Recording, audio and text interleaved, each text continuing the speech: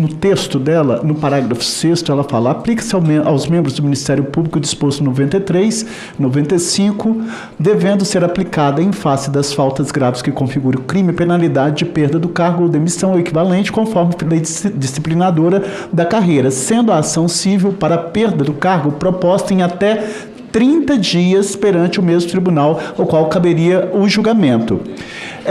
A minha dúvida é com a relatora. O parágrafo 7º, ele fala que nos casos do parágrafo 6º que eu acabei de ler, reconhecida administrativamente a prática de infração, o membro será afastado provisoriamente das funções, terá a remuneração suspensa durante o andamento da ação civil. A minha dúvida é, nós não deveríamos colocar aqui um texto expresso sobre a não deflagração dessa ação no prazo de 30 dias, porque a gente pode gerar uma insegurança dele voltar a receber. Essa é a minha dúvida, por exemplo. Vai determinar, mas sendo que a ação civil para a perda deve ser proposta em 30 dias. E se não for? Ele volta ao estado anterior para continuar recebendo os provimentos? Eu acho que o texto poderia ser mais claro ou, de alguma forma, haver uma redação que determinasse que, independente que esse prazo, ao menos que esse prazo não fosse um prazo, vamos dizer assim, peremptório, mas fosse um prazo impróprio, ou seja, aqueles prazos que dentro do ordenamento jurídico não são cumpridos efetivamente, por uma questão ou outra, acúmulo de serviço. Mas seria prevaricação? Só uma pergunta sobre a sua. A prevaricação, ela pressupõe dolo. Se não tem dolo na prevaricação, deixar de praticar ato de ofício em razão do cargo, aí não tem. A minha dúvida houve a suspensão, tem 30 dias para deflagrar a ação. E se não for deflagrada a ação civil nos 30 dias, ele volta a receber? Porque isso pode ser um subterfúgio, com todo respeito. Eu não estou aqui eu parto da premissa da boa fé. Na verdade, senador, quando a gente coloca da suspensão dos proventos, ele não é condicionado a 30 dias. Ele tem a suspensão do provento até o transitado e julgado. É a sentença transitada e julgada. A ação penal, no caso, que tem que ser acionada, que tem que ser proferida no prazo de até 30 dias. Aí sim, o Ministério Público, a AGU, enfim, o legitimado, não entrou com essa ação, aí talvez caberia alguma sanção, algum ato, que o senhor poderia até apresentar numa emenda, que eu acho que seria muito importante. Agora, em relação ao provento deste magistrado, do Ministério Público ou militar, isso a gente não coloca senadora, como uma condicionante de retorno, entende? Com todo respeito, senadora, aqui fala sendo a ação cível, não é ação penal. Sendo a ação cível para a perda do cargo, proposta em até 30 dias. E aí, sim... Não, eu citei penal, que também pode ser, mas no caso... Sim, mas é cível, mas o parágrafo 7º, ele reporta o 6º da suspensão. E ele não estabelece uma previsibilidade do caso não tenha sido deflagrado nesse prazo. Eu acho que se reforçasse que a suspensão do salário se mantiveria independente da deflagração, eu acho que é mais prudente juridicamente, porque nós teríamos uma segurança jurídica. A minha dúvida é, se não foi deflagrada a ação civil no prazo de 30 dias, por uma questão qualquer, aquela suspensão cautelar dos proventos dele enquanto promotor ou juiz, ele vai voltar a receber. Que seria a partir, se eu puder contribuir na mesma linha, seria a partir da decisão administrativa, né? Porque ela que encaminha... Eu acho que a gente pode dar mais clareza, viu, senador? Vossa Excelência faz uma observação pertinente. A gente pode dar mais clareza. Mas aqui não é condicionada na proposta que nós estamos apresentando, né?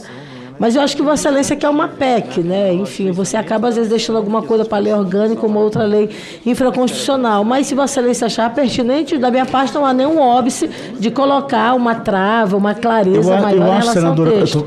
Eu estou querendo ajudar, por favor. Claro, porque eu sei da boa intenção da Vossa Excelência, mas só que essa suspensão, ela não é do processo administrativo, ela é da ação civil. Então, se não foi feita a ação civil no prazo de 30 dias, não vai ter suspensão de salário. É essa a minha dúvida. Pois não.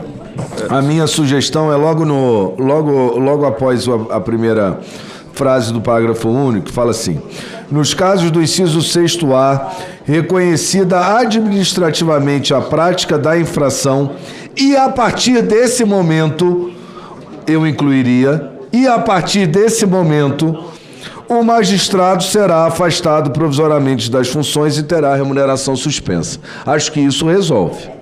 Perdão, eu estava falando aqui com o meu assessor, senador, Vossa Excelência pode repetir para mim, porque assim, aqui no parágrafo único, a gente reconhecida administrativamente a prática da infração, o magistrado será afastado. Vírgula, a prática da infração, vírgula, e nesse momento o magistrado será afastado. Tá bom. Eu acho que é uma redundância. A minha consultoria fala, e a partir desse momento? A partir deste momento, senador Contarato? Vê se atende, Contarato, ou se você tem uma...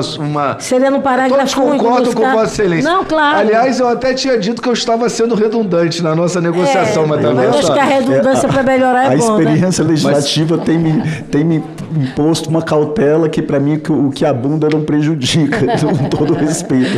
Eu acho que tem que ficar muito claro o texto de que essa suspensão dos proventos vai se dar independente dessa deflagração da ação civil com 30 dias. Porque se isso não acontecer, ele vai voltar a receber. Mas então, para mim, eu estou contemplado. Agora, se eu restituir meu tempo, porque eu quero fazer a fala... Vossa Excelência esgotou o tempo, né?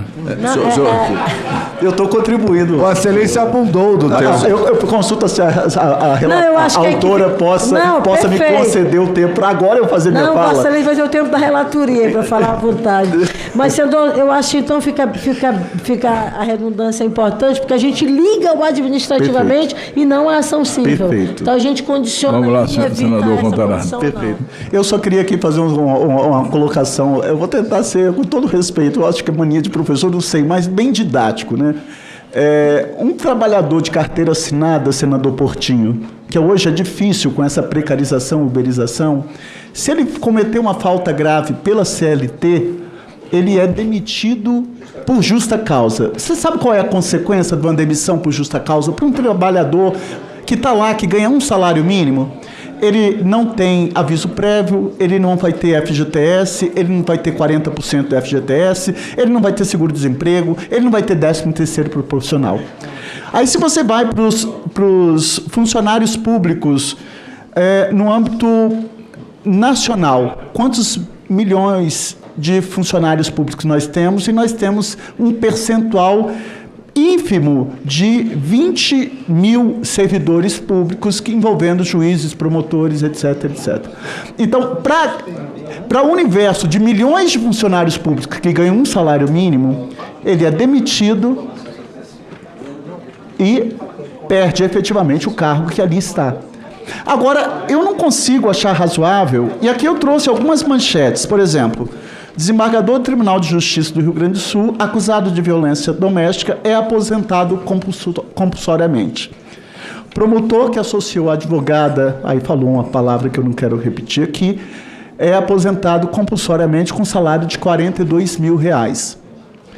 No Espírito Santo, senador Portinho, nós tivemos um juiz lá, um juiz foi meu amigo, esse foi vítima por um crime de mando por outro juiz. Esse juiz foi condenado a 24 anos de reclusão.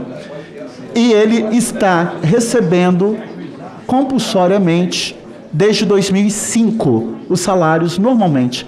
Apenas 22 anos após a data do crime, ou seja, 2003 para agora que ele foi condenado, ele continua recebendo. Ora, como tudo que já foi dito aqui, o princípio da moralidade, né? Como que fica a moralidade dentro do serviço público? E eu falo ainda mais, eu sempre tento me ancorar na Constituição Federal. No artigo 5º ele é claro: todos somos iguais perante a lei, independente da raça, cor, etnia, religião, origem, orientação sexual. Só que, infelizmente, no Brasil, uns são mais iguais que outros. Então, eu não acho razoável você chegar para aquele que ganha mais no Estado Democrático de Direito, com todo respeito aos juízes e promotores, desembargadores, que eu tenho um carinho à instituição, mas que eles já têm os salários que estão ali, e que nós sabemos que são super salários, que vão além, e ainda, quando compete qualquer crime ou conduta grave, eles são presenteados com aposentadoria compulsória. Então eu acho que o Senado Federal está dando uma resposta para esses milhões de brasileiros que são réis mortais, que ganham R$ 1.621 por mês para trabalhar uma escala 6x1, para não ter condições de trabalho, para não ter plano de saúde, para não ter uma escola para botar seus filhos, para não ter um auxílio para creche, para não ter nada, absolutamente nada.